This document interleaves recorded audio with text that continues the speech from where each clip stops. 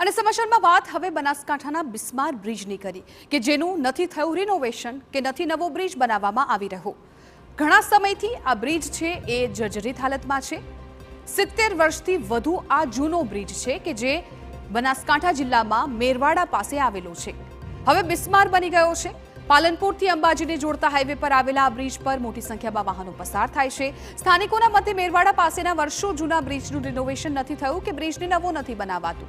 બ્રિજના પાયા પણ સડી ગયા હોય તેવી હાલત બની ગઈ છે। જર્જરિત થઈ ગયેલો બ્રિજ ગમે ત્યારે પડી જવાની દહેશત છે। ત્યારે બ્રિજનું તાત્કાલિક રિનોવેશન થાય અને ત્યારબાદ નવીન બ્રિજની કામગીરી શરૂ થાય તેવી સ્થાનિકોની માંગ છે।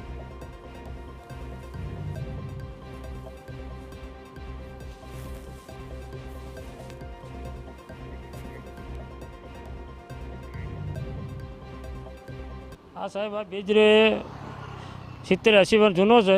आज अमे हाडो तो अमने पण बीक लागे, चालता हाडो तो बीक लागे है। એટલે નવો બને એવી અમારી પ્રાર્થના છે સરકાર પર। બીજ તો બધો હાલે એવો થઈ ગયો છે। પાલનપુર અંબાજી માર્ગ પરના બ્રિજ પર લાખો પદયાત્રીઓ પણ પસાર થાય છે। માર્ગ અને મકાન વિભાગ દ્વારા બ્રિજની જાળવણી કે સમારકામ ન કરાતા વાહન ચાલકો ભયના ઓથાર હેઠળ પસાર થવા મજબૂર બન્યા છે।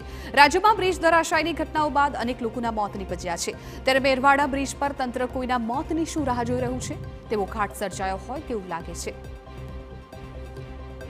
હાલ બ્રિજની એવી હાલત છે કે ગમે ત્યારે કોઈ બી અકસ્માત થઈ શકે છે અને ગાડીઓની અવરજવર વધારે છે। માની લો કે ગાંધીનગર જવા માટે, અંબાજી જવા માટે મોટી મોટી જે ગાડીઓ છે, લોડિંગ ગાડીઓ એ અહીંયા જ ચલે તો બ્રિજ જૂનો છે। ગાડીઓની અવરજવર માટે બહુ મોટી તકલીફ થઈ છે અને બ્રિજ જુઓ સાહેબ, તમે ખુદ જુઓ કે બ્રિજની એવી હાલત થઈ છે કે ખાડા ખબડા થઈ ગયા, એ તૂટે છે અને બ્રિજ જમ્પિંગ મારે। જૂનો છે, ઘણો જૂનો છે। હું મેરવાડા ગામનો વતની